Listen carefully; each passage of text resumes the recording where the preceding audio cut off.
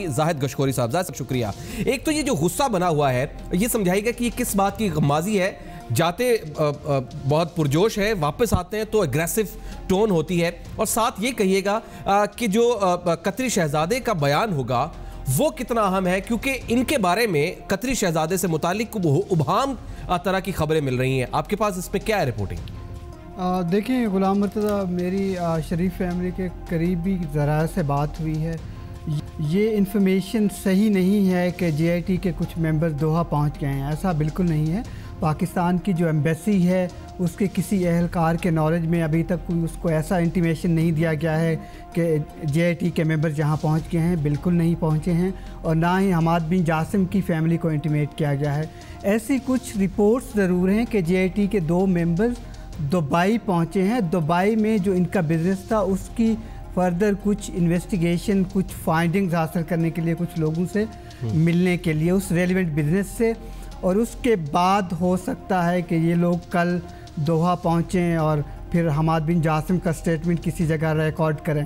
आज की डेवलपमेंट में जो मुतज़ाद इतलात आती रही, यहाँ तक ये एक इंफॉर्मेशन हैं जो हमारे साथ शेयर की गई हैं।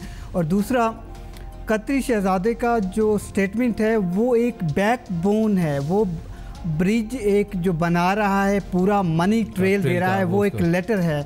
और अगर वो स्टेटमेंट रिकॉर्ड नहीं होता है तो कानूनी तौर पर भी एक सुकम रह जाता है कि एक इम्पॉर्टेंट एविडेंस जो है इस केस में उसमें पाया तकमील तक उसको नहीं पहुंचाया गया है।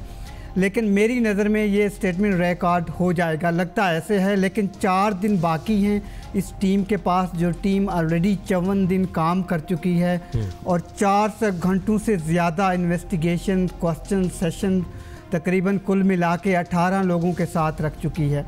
तो ये बहुत अहम है, केस की बहुत अहम कड़ी है।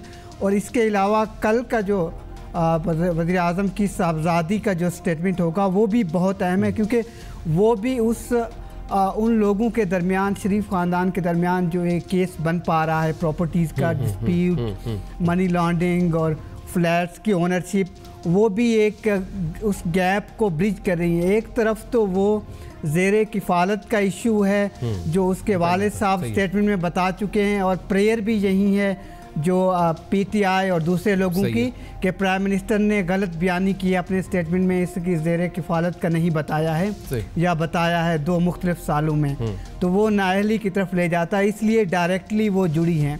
और दूसरा ऑप्शन ये है कि जो गिफ्ट आते रहे हैं बाहर से, 88 करोड़ से ज़्यादा के गिफ्ट आए हैं 4 साल में, वो नवाज़ शरीफ को मिले हैं उसके बेटे की तरफ से, और फिर उसने अपनी बेटी को वो गिफ्ट ट्रांसफ़र किए हैं, फिर वो गिफ्ट वापस आए हैं नवाज़ शरीफ को दोबारा। तो ये ओवरऑल, और साथ दूसरा उनका जो ओनरशिप है फ्लैट्स के, जो ऑफशोर कंपनीज़ में 6 महीने की, तो उन्होंने खुद माना है कि 6 महीने वो बेनिफिशियल ओनर रही है। लेकिन इनका बेसिक क्लेम ये रहा है कि वो सिर्फ ट्रस्टी थी, कोई बेनिफिशियल ओनर नहीं है। लेकिन अभी